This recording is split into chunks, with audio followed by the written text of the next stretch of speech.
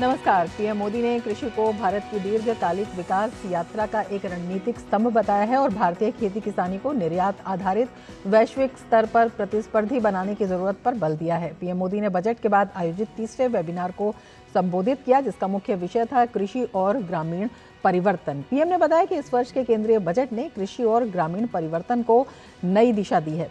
सरकार ने कृषि क्षेत्र को लगातार मजबूत किया है, किसानों का जोखिम कम हुआ है, साथ ही तकनीक और नवाचार के साथ उच्च मूल्य वाली कृषि को बढ़ावा देने का भी उन्होंने आह्वान किया। और आज हम इसी पर करेंगे चर्चा। मैं हूं रमा त्यागी, मेरे साथ जुड़ेंगे खास मेहमान भी।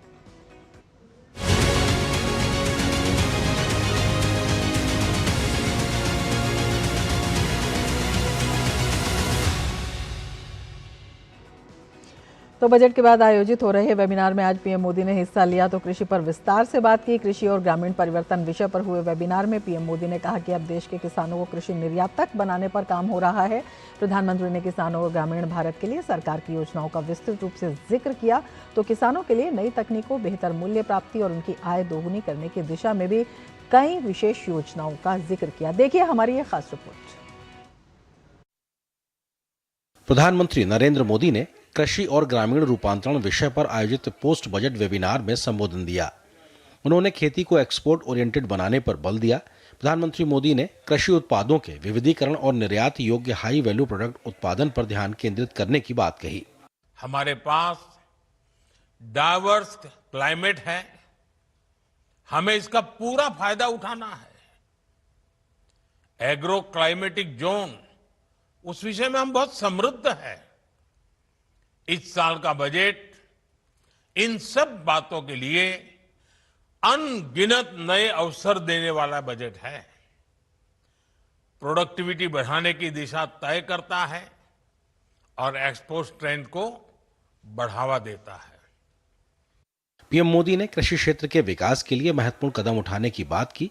उन्होंने कृषि उत्पादों की क्वालिटी, ब्रांडिंग और मानक स्थापित करने पर जोर दिया ताकि भारतीय उत्पाद वैश्विक बाजार में प्रतिस्पर्धी बन सकें और उनकी मांग बढ़ सके। प्रधानमंत्री ने वैश्विक बाजार के लिए प्राकृतिक खेती और जैविक खेती और मत्स्य पालन को बढ़ावा देने पर भी जोर दिया। इससे न केवल कृषि क्षेत्र को नई दिशा मिलेगी, बल्कि यह ग्रामीण अर्थव्यवस्था को भी सशक्त बनाएगा। भारत दुनिया का दूसरा सबसे बड़ा मछली उत्पादक देश भी है। आज हमारे अलग अलग तरह के जलाशय, तालाब, ये सब मिलाकर लगभग 4 लाख टन मछली उत्पादन होता है, जबकि इसमें 20 लाख अतिरिक्त उत्पादन की संभावना मौजूद है। अब विचार कीजिए आप, 4 लाख टन से हम अतिरिक्त 20 लाख टन जोड़ दें तो हमारे गरीब मछुआरे भाई बहन हैं, उनकी जिंदगी कैसी बदल जाएगी। प्रधानमंत्री नरेंद्र मोदी का फोकस फसलों के विविधीकरण करने पर था ताकि किसानों को विभिन्न प्रकार की फसलों से अधिक लाभ मिल सके। वेबिनार का उद्देश्य बजट का एक एक पैसा किसानों तक पहुंचाने का लक्ष्य था। ये किसानों के लिए एक मजबूत और सुरक्षित भविष्य बनाने की दिशा में महत्वपूर्ण कदम है। हम क्रॉप डाइवर्सिफिकेशन पर फोकस कर रहे हैं।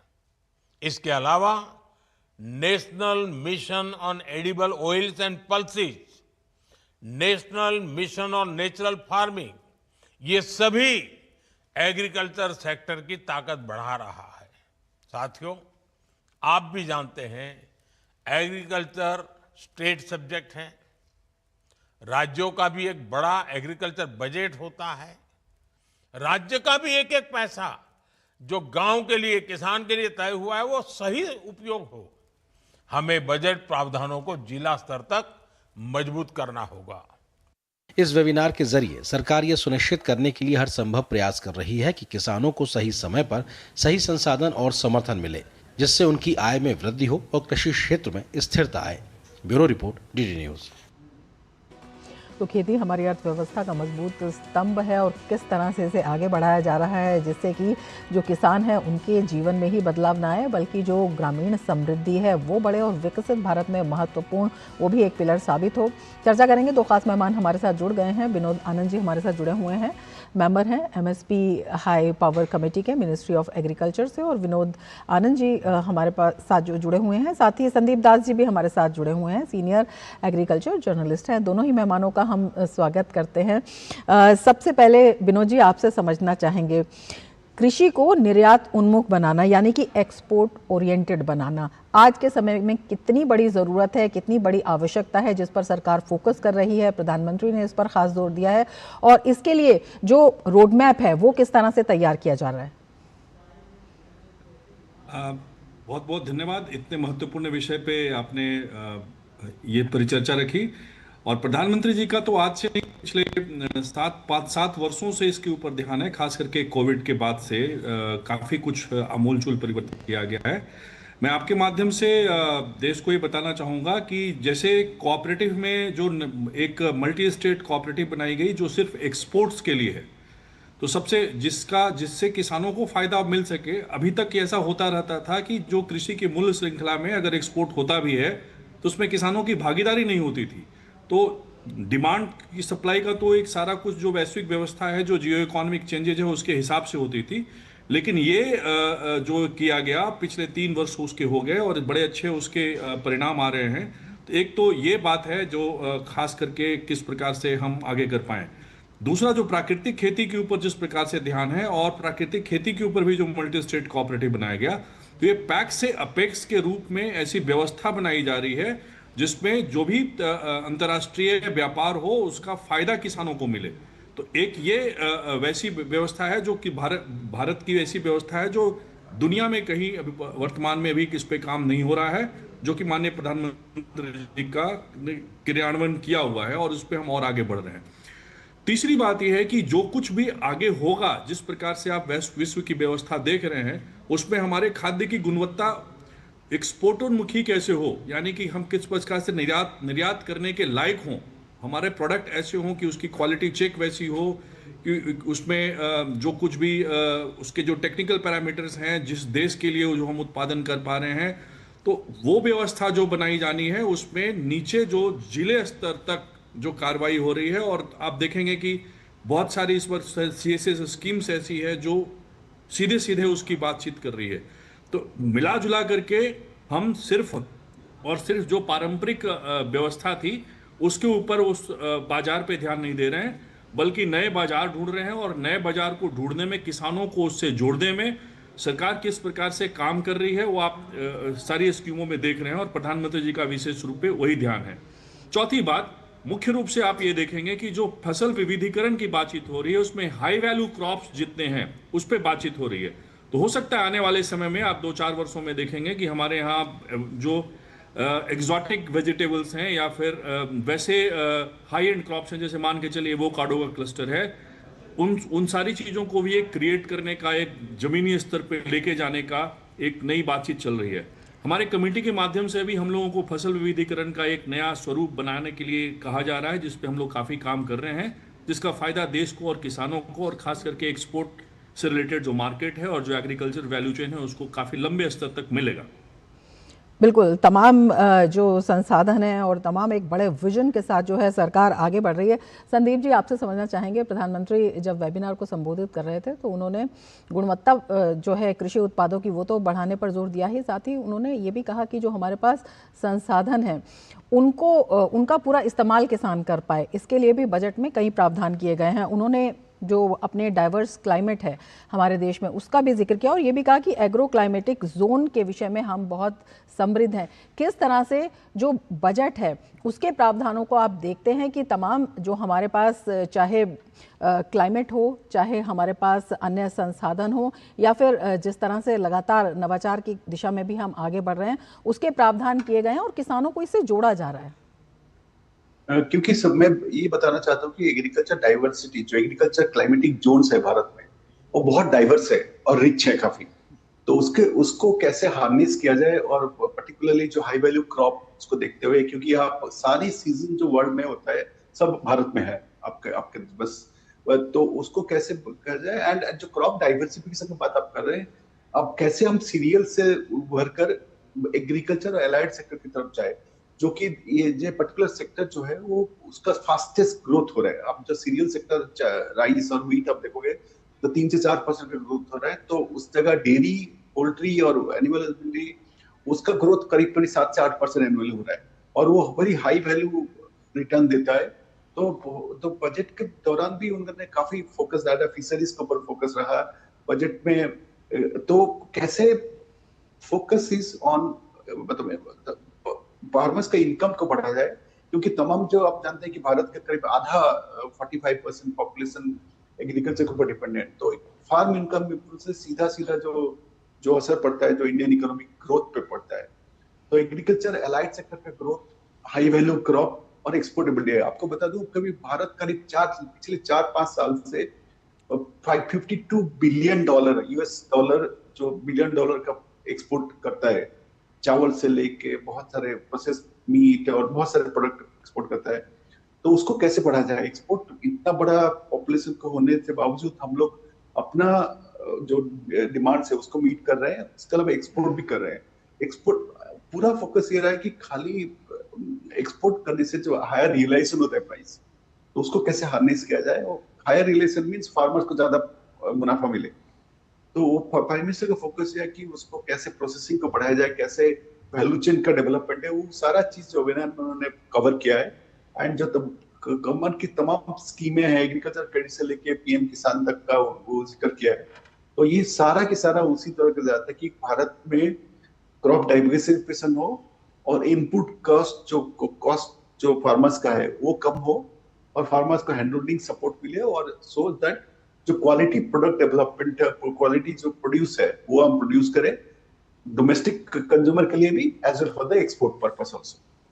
बिल्कुल। विनोद जी, आपसे हम ये समझना चाहेंगे, जैसे कि हमारे जो किसान हैं विशेष तौर पर जो हमारी परंपरागत खेती है उस पर ज़्यादा फोकस करते हैं, लेकिन जब हम हाई वैल्यू क्रॉप्स की बात करते हैं उस तरफ उनका रुख किस तरह से मोड़ा जा रहा है, किस तरह से उन्हें उसके बारे में बताया जा रहा है। प्रधानमंत्री ने भी बताया, तमिलनाडु का जिक्र किया उन्होंने, और उन्होंने केरला का भी जिक्र किया, और उन्होंने कहा कि जैसे वहाँ पर कोकोनट है उसको जो है उसके प्रोड्यूस को किस तरह से और ज़्यादा बढ़ाया जाए, किस तरह से उस पर फोकस किया जाए। चंदन है, या फिर हिमालयन रीजन की उन्होंने बात कही, नट क्रॉप्स की उन्होंने बात कही। तो इस तरह का जो प्रोडक्शन है वो अपने आप में कितना महत्वपूर्ण हो जाता है किसानों के लिए। और दूसरा, जब हम इनके वैल्यू एडिशन की बात करते हैं तो उससे भी रोजगार का सृजन कितना ज्यादा होता है ग्रामीण इलाकों में, और ग्रामीण समृद्धि की जब हम बात कर रहे हैं, उन्हें उठाने की बात कर रहे हैं, तो उसमें कितना अहम योगदान इसका हो जाएगा। देखिए, इसमें जो इमीडिएट वैल्यू एडिशन है उसके ऊपर भी ध्यान दिया गया है। ये एक समन्वित प्रणाली है। सिर्फ और सिर्फ जो शेड्यूल्ड कमोडिटीज हैं उसको अंतर्राष्ट्रीय बाजार में सिर्फ जोड़ने तक की कवायद ये नहीं है, इस पे हमें विशेष ध्यान होगा। तो अगर मान के चलिए जो ऐसे रिच क्रॉप्स हैं, जैसे मान के चलिए जिनका भी आपने नाम लिया, कैश्यू का, या अपना कोको पाउडर भी है, उसमें साउथ इंडिया में होने वाले बहुत रबर प्लांट्स हैं, रबर के प्रोडक्ट्स हैं, फिर प्लांट बेस्ड जो प्रोडक्ट हैं, कर्नल बेस्ड जो प्रोडक्ट हैं, जैसे नारियल का भी आपने एग्जाम्पल दिया। इसको किस प्रकार से हम पहले कौन से बाजार में भेजें, उसकी व्यवस्था हम 6-8 महीने पहले कैसे कर लें। तो अगर मान के चलिए इस सीजन के क्रॉप को हमको एक्सपोर्ट करना है तो उसकी तैयारी 1 साल पहले सरकार और सरकार की एजेंसीज, ICAR और बाकी के जो संस्थाएं, वो कैसे करे, और किसानों को उसके लिए उचित एग्रोनॉमिक सपोर्ट कैसे दे। उसके बाद जो व्यवस्था आती है कि वो जानकारी उनको मिले कि बाजार, विश्व के कौन से बाजार में उनको उसका उपयोग उसका मिल पाएगा, उसका उचित दाम मिलेगा। और इन सबसे जो मुख्य बात यह है रमा जी, कि इसमें कोई भी किसान अकेला एक्सपोर्ट नहीं कर पाएगा। तो उसको किस प्रकार से हम कैसे संस्थागत सहयोग उनको दें। उनकी एक मार्केट लेड जो ट्रेडिंग है वो पैक्स के माध्यम से ही हो सकती है, जो उसका जो अपेक्स है वो ट्रेडिंग करेगा। तो जो एक्सपोर्ट प्राइवेट हम लोग लिमिटेड जो कोऑपरेटिव बनाया है, जो मिनिस्ट्री ऑफ कोऑपरेशन उसको चला रही है, और उसमें पैक्स के माध्यम से वो कैसे ट्रेड करें। तो ट्रेडिंग बॉडी कहीं और होगी, जो जहां पे एग्रीगेशन होगा वो कहीं और होगा, और उस ट्रेडिंग का 3 टियर स्ट्रक्चर में पैसा वापस तीनों लेयर में जाएगा। एग्रीगेटर को भी पैसा जाएगा, प्रोड्यूसर यानी कि फार्मर को भी पैसा जाएगा, और जिन जिन लेयर पे जो जो वैल्यू एडिशंस होंगे उसमें उनको पैसा मिलेगा। बिल्कुल। तो विनोद जी, आगे इसमें चर्चा जारी रखेंगे, लेकिन उससे पहले वक्त हो चला है एक ब्रेक का। आप जुड़े रहिए टीजी न्यूज के साथ।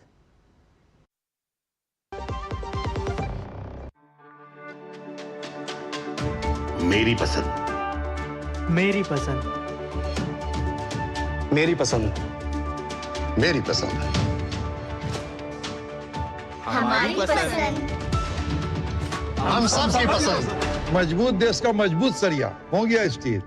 LIC युवा प्रोफेशनल्स के लिए लाए हैं नवजीवन श्री। करें नियमित प्रीमियम का भुगतान, जीवन बीमा का आनंद लें, प्राप्त करें प्रीमियम के प्रतिशत पर गारंटीकृत एडिशंस, अपने वित्तीय लक्ष्यों के अनुरूप मैच्योरिटी पर गारंटीकृत धनराशि पाएं। मौजूदा पॉलिसी धारकों के लिए आकर्षक अतिरिक्त लाभ आज ही खरीदें। ट्रिंग ट्रिंग। हेलो, मैं तुम्हारे पापा के बचपन का दोस्त चतुर चाचा। प्रणाम चाचा जी। उनसे बेटे 5,000 लिए थे, अभी तुम्हें ट्रांसफर किया है बेटे, पर गलती से 50 चले गए। पेमेंट मैसेज चेक कर लो बेटे और बाकी 45 मुझे लौटा दो। आपका मैसेज बाद में, पहले अपना बैंक अकाउंट चेक कर लो। मूर्ख ना हूँ मैं। शाबाश। UPI कहता है कोई नकली पेमेंट का मैसेज भेजकर पैसे वापस मांगे तो उसे कहो मैं मूर्ख नहीं।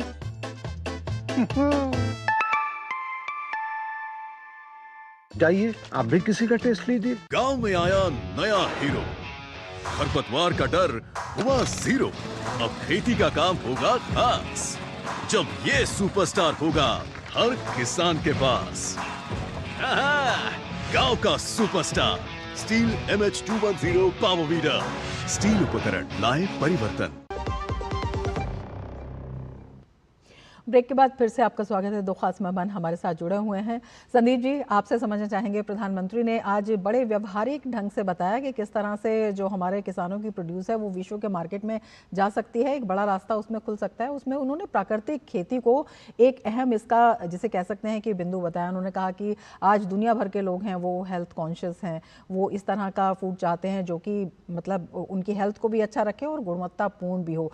उसमें केमिकल फ्री खेती अपने आप में बेहद महत्वपूर्ण है। सरकार ने इसके लिए लगातार समय समय पर जागरूकता अभियान भी चलाए हैं, कदम भी उठाए हैं। किस तरह से इसे भी महत्वपूर्ण देखते हैं और किस तरह से ये भी विश्व बाजार में एक बड़ा रास्ता खुलता हुआ इसके भारतीय प्रोड्यूस का खुलता हुआ दिखाई देता है? जैसे जब मैं पहले बताया कि करीब ओवर $50 बिलियन का हम एग्रीकल्चर प्रोडक्ट एक्सपोर्ट करते हैं सालाना, एनुअली हम लोग करते हैं। बट जब नेचुरल फार्मिंग की बात आता है, जो quality product, natural farming, pesticide free, chemical pesticide free जो प्रोडक्ट है उसका काफी डिमांड है बाहर।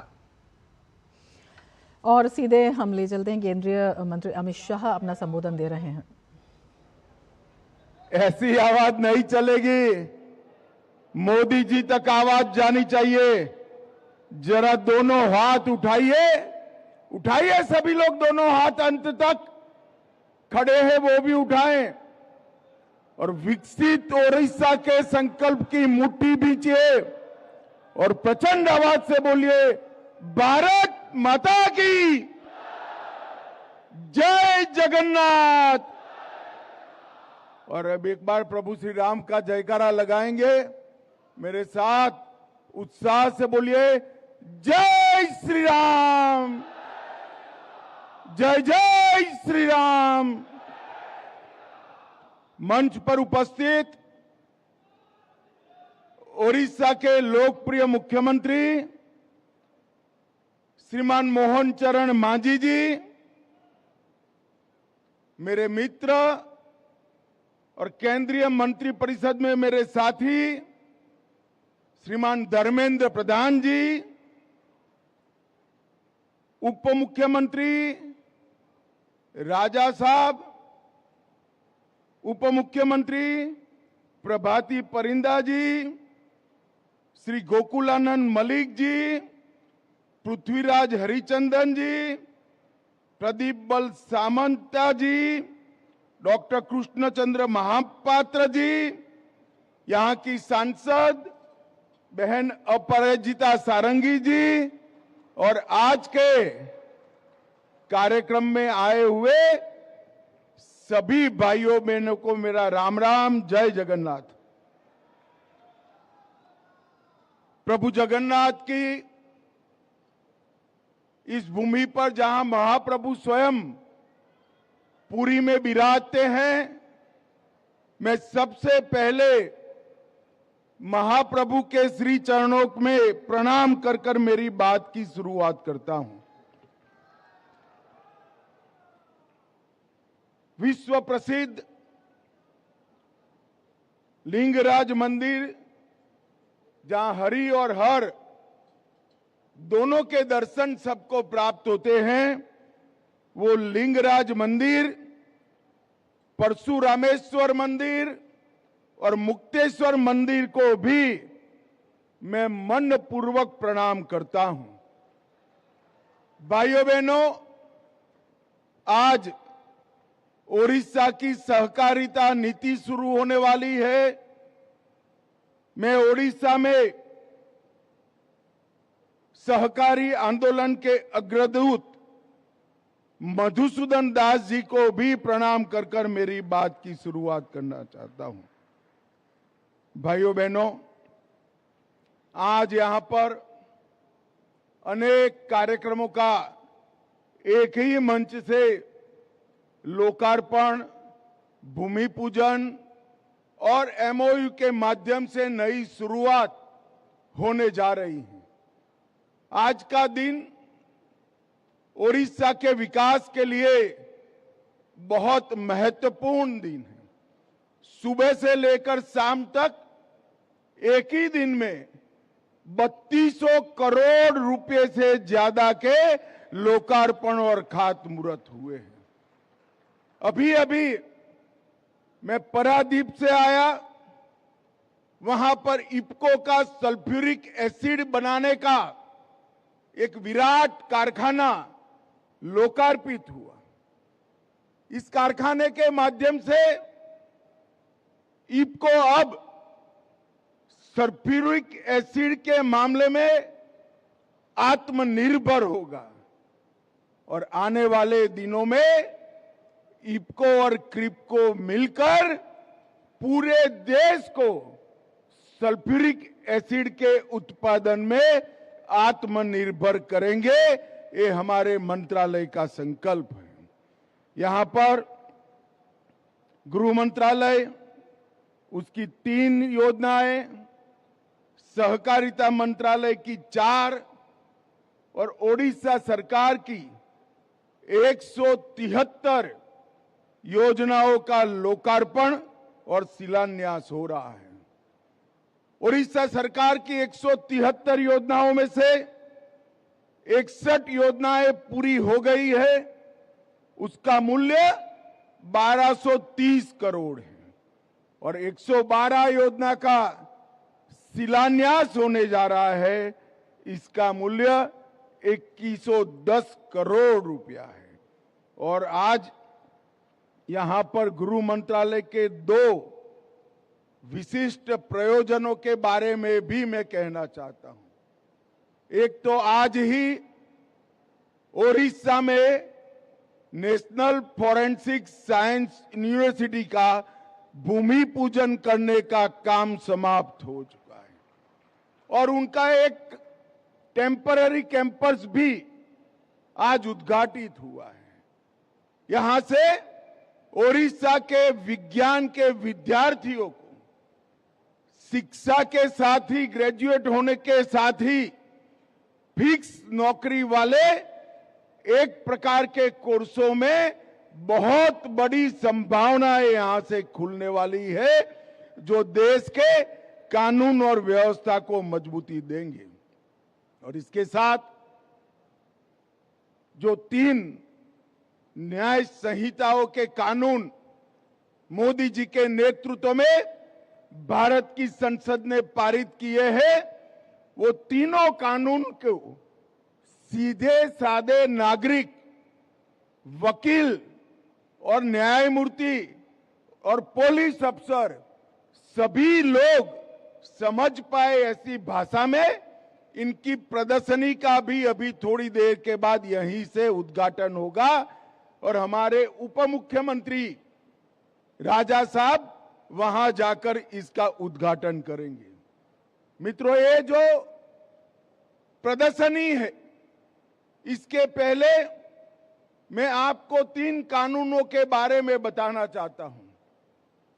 हमने आजादी के इतने सालों तक अंग्रेज की पार्लियामेंट में पारित हुए अंग्रेजों के द्वारा अंग्रेजी शासन को लंबा चलाने के लिए बनाए हुए कानूनों से इस देश की आंतरिक सुरक्षा की चिंता की है। इतने सालों के बाद, लगभग 150 साल बाद, नरेंद्र मोदी जी के नेतृत्व में भारत के संविधान के अनुरूप भारत की संसद से पारित और भारत के लोगों के कानूनी अधिकारों की रक्षा के लिए पारित कानूनों से अब देश चलने लगा है। और इसका इतना बड़ा प्रभाव आने वाले दिनों में पड़ने वाला है, मैं आपको थोड़े समय के बाद बताऊंगा।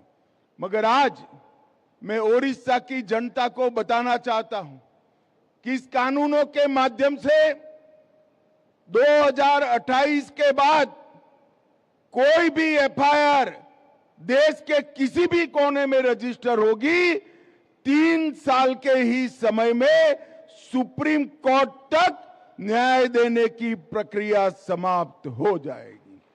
तारीख पे तारीख निर्भर नहीं रहेगा। ये कानून आने वाले दिनों में पूरी दुनिया मानेगी कि दुनिया के सबसे आधुनिक कानून है। और ये कानूनों के लिए पूरी दुनिया को ये मानना पड़ेगा कि इस पूरी दुनिया के सबसे वैज्ञानिक कानून भी है।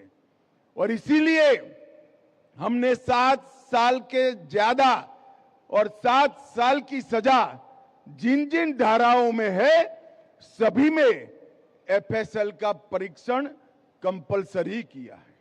कानून तो बना दिया, मगर वैज्ञानिक ही नहीं है तो एफएसएल का परीक्षण कहां से होगा। इसलिए देश भर में फॉरेंसिक साइंस लैबोरेटरीज और नेशनल फॉरेंसिक साइंस यूनिवर्सिटी के कैंपस बनाए रहे हैं। इसके साथ साथ हर जिले में देश में कम से कम एक ऑनलाइन एफएसएल लैबोरेटरी भी बना रहे हैं। आज उसका भी लोकार्पण यहां होने वाला है। देश भर के अधिकारियों का, पुलिस अधिकारियों का ट्रेनिंग हुआ है, कर्मचारियों का ट्रेनिंग हुआ है, न्याय करने वाले न्यायाधीशों का भी ट्रेनिंग हुआ है, वकीलों का भी ट्रेनिंग हुआ है और प्रोसिक्यूशन के लोगों का भी पूर्ण रूप से ट्रेनिंग करने का काम समाप्त कर दिया है। और आज मैं यहां पर जब आया हूं तब ओडिशा ने में भी इस कानून के कारण जो नए कानूनों से रजिस्टर्ड एफआईआर है, उसमें हमने 87% से ज्यादा लोगों को दोष सिद्धि करने का काम करा है। मतलब हर 100 में से 87 लोगों को सजा कराने का काम ये नए कानूनों ने किया है। एक जमाने में ये लोग गुनाह कर कर छूट जाते थे, अब साइंटिफिक अप्रोच और साइंटिफिक एविडेंस के माध्यम से इनको सजा कराने का काम हुआ है। आज एनएफएसयू और सीएफएसएल की भी यहां पर भूमि पूजन हुआ है। हमने ये कैंपस 3 साल में पूर्णतः काम करेगा। 30 पाठ्यक्रम इसमें पढ़ाए जाएंगे और लगभग 2500 विद्यार्थी हमेशा इसके अंदर शिक्षा प्राप्त करेंगे। मित्रों, आज 3347 करोड़ की ओडिशा सरकार की परियोजनाएं भी आगे बढ़ रही है। 20 जिलों में साइबर अपराध और आर्थिक अपराध की शाखाओं का शुरुआत भी हो रहा है और ढेर सारे सहकारिता क्षेत्र के कार्यक्रम यहीं से हो रहे हैं। मैं इतना ही कहना चाहता हूं कि आईपीएल इंडियन पोटाश लिमिटेड द्वारा बडम्बा चीनी मिल को फिर से शुरू करने का काम पूरा हो गया है। मैं जब लोकसभा के चुनाव में आया था, मैं वादा कर कर गया हूं था और दूसरी बार आने के पहले वादा पूरा हो गया है। और आज फिर एक वादा कर कर जाता हूं, नयागढ़ में भी चीनी मिल चालू करने का काम आईपीएल के माध्यम से शुरू कर दिया जाएगा। हमने मुख्यमंत्री जी को कहा है कि बंद पड़ी हुई जितनी भी चीनी मिलें आप देना चाहते हैं वो भारत सरकार के सहकारिता मंत्रालय के सहयोग से आईपीएल चालू करने के लिए तैयार है। मित्रों, आज इस मंच से मैं कहना चाहता हूं कि ओडिशा के अंदर भरपूर पानी है। यहां पर डेयरी की संभावनाएं बहुत पड़ी हुई है, मगर नवीन बाबू की सरकार ने ना कोऑपरेटिव के लिए कुछ किया ना डेयरी के लिए किया। मगर आपको चिंता करने की जरूरत नहीं है, अब आपने ओडिया बोलने वाले मुख्यमंत्री को चुन लिया है जो आपकी बात को समझता है। भारत सरकार का सहकारिता मंत्रालय और ओडिशा सरकार मिलकर गुजरात में जिस तरह से 36 लाख माताएं बहनें अमूल को बनाती भी है, चलाती भी है, इसी तरह यहां की डेयरियों को साथ में रखकर हर गांव में एक मजबूत आधार कोऑपरेटिव का हम बनाने का काम करेंगे। भाइयों बहनों, भारतीय जनता पार्टी की सरकार जो कहती है वो करती है। हमने चुनाव में वादा किया था कि 3100 रुपया रेट से हम सारा चावल खरीद लेंगे। मैं तो बधाई देना चाहता हूं मुख्यमंत्री जी और उनकी सरकार को कि बहुत कम समय में ये वादा पूरा कर कर सभी का भुगतान करने का काम भी समाप्त हो चुका है। हमने वादा किया था सुभद्रा योजना का, और आज मैं गर्व से कह रहा हूं हमने 1 करोड़ माताओं बहनों को सुभद्रा योजना का फायदा पहुंचाने का काम किया है। और आज मैं कह कर जाता हूं हम डेयरियों के गठन के लिए एक विशेष अभियान चलाएंगे जिसके माध्यम से ये ओडिशा की ग्रामीण जनता और विशेषकर माताएं बहनों को समृद्ध करने का हम काम करेंगे। मित्रों, देश की राजनीति कांग्रेस पार्टी के माध्यम से नकारात्मक दिशा में ले जाने का प्रयास कर रहे हैं, हर चीज में नकारात्मक। अभी अभी यहां पर एआई समिट हुई, 80 से ज्यादा देशों के प्रतिनिधि आए, 20 देशों के राष्ट्राध्यक्ष आए।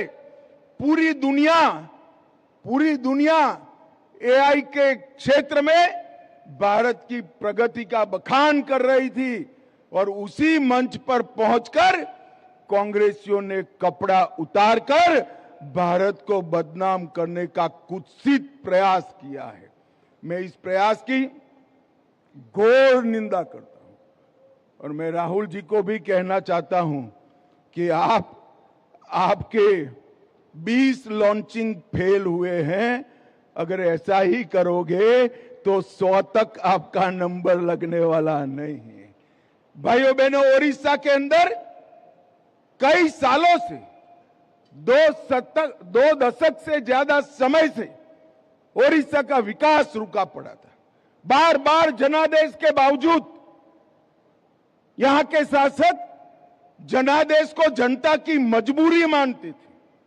मैं आज उनको बताना चाहता हूं, जनादेश जनता के लिए मजबूरी नहीं होता है, वो जनता का आशीर्वाद होता है, आशीर्वाद होता है।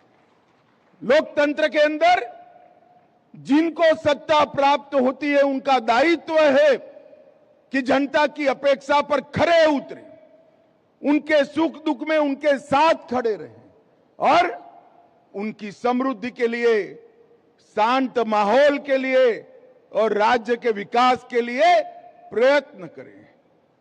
और 20 साल तक शासन कर कर ओडिशा के विकास को ठप कर दिया था। मैं ओडिशा की जनता का इस मंच पर से हृदय पूर्वक धन्यवाद करना चाहता हूं, हृदय पूर्वक। 21 में से 20 लोकसभा सीटें आपने मोदी जी की झोली में डाल दी, और फिर से एक बार, तीसरी बार मोदी सरकार बनाई, और यहां पर भी पूर्ण बहुमत की भारतीय जनता पार्टी की सरकार बनाई। मोदी सरकार और हमारी ओडिशा सरकार दोनों एकत्रित आकर 2 दशक की जो कमी है उसको 5 साल में हम पूरा करेंगे, हम 5 साल में पूरा करेंगे। और ये हमने कर बताया है, चाहे आसाम हो, त्रिपुरा हो, उत्तर प्रदेश हो, उत्तराखंड हो, हमने विकास के नए आयाम गढ़े हैं। घर घर तक, हर व्यक्ति तक विकास को पहुंचाया है। हर योजना को हर नागरिक तक पहुंचाने का हमने प्रयास किया है। और मोदी जी मित्रों, पूरे देश की समृद्धि के लिए अहर्निश प्रयास कर रहे हैं। 2021 से लेकर 6 साल में 8 FTA करे, 21 में मॉरिशस के साथ, 22 में UAE और ऑस्ट्रेलिया के साथ, 24 में EFTA के 4 देशों के साथ, 25 में यूके, ओमान और न्यूजीलैंड के साथ, और 26 में यूरोपियन यूनियन के साथ हम FTA कर भारत के विकास को गति दे रहे हैं। और इसका ये नतीजा है कि इसी वर्ष का, फाइनेंशियल ईयर का गत तिमाही 8.2% का ग्रोथ आया है। और इस तिमाही में भी निश्चित रूप से 8% के ग्रोथ रेट के साथ भारत आगे बढ़ेगा। भारत आज दुनिया की सबसे तेज गति से बढ़ने वाली अर्थव्यवस्था बन चुका है और ये गति अब रुकने वाली नहीं है। आज मैं ओडिशा आया हूं तब ये भी कहना चाहता हूं, ओडिशा ने दशकों तक नक्सलवाद के दंश को सहन किया है, इसके परिणाम भुगते हैं, मगर अब भारत सरकार ने मोदी जी के नेतृत्व में एक निर्णायक लड़ाई नक्सलवाद के समाप्ति के लिए चालू की थी। और मैं आपको विश्वास दिलाने जाता हूं कि 31/3/2026 मतलब इसी महीने के अंत में यह देश नक्सलवाद से मुक्त हो जाएगा, लाल हिंसा समाप्त हो जाएगी और नक्सल प्रभावित सभी क्षेत्रों में विकास को पहुंचाने के लिए हम तीव्र गति से काम करने के लिए संकल्पबद्ध हैं। हर आदिवासी भाई जो विकास से महरूम रह गए नक्सलवाद के कारण, दुगनी गति से, 2 दूनी रात चौगुनी गति से उसके विकास के लिए हम समर्पित हैं। मैं आज फिर से एक बार भारत सरकार के संकल्प को दोहराता हूं कि 31/3/2026 को ये देश पूर्णतया नक्सलवाद से मुक्त हो जाएगा। इसमें किसी को शंका रखने की जरूरत नहीं है। भाइयों बहनों, आज 3000 करोड़ से ज्यादा लागत के काम यहां शुरू हुए हैं।